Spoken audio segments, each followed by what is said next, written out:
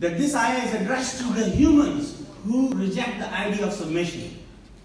So the human being in the physical self is 100% submitted, as I explained, to the electron level in the body. One may argue that we also get sick. When we get sick, the pathology is as important science of medicine as physiology.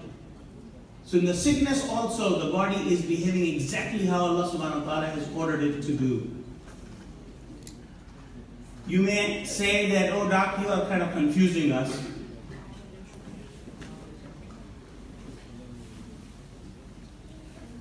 So see this ayah, وَلَا تَكُونُوا كَالَّذِينَ نَسُوا اللَّهَ أَنسَاهُمْ فَأَنفُسَهُمْ أُولَٰئِكَ هُمُ الْفَاسِقُونَ.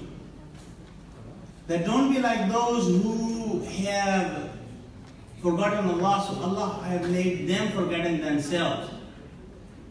And these are the fasiq people. Meaning that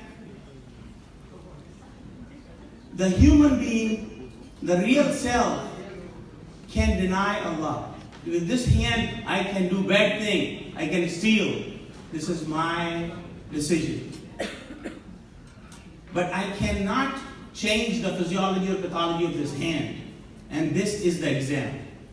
So with this definition, we should understand that our part is the real part. If that real part, the real being of human, is in complete submission of Allah, this is called Islam. And we can see when we see anything on the internet, on the TV, in the news, that somebody is doing some bad stuff in the name of Islam, we can think what the definition of Islam, that the real self in accordance to the Creator.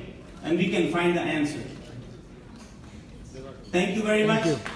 Just in the end, I will tell you, if you would like to study, there is a book by Nathan Lean, L-E-A-N, and that book is about the Islamophobia industry. So whenever we see anything like this, we should think what Islam is.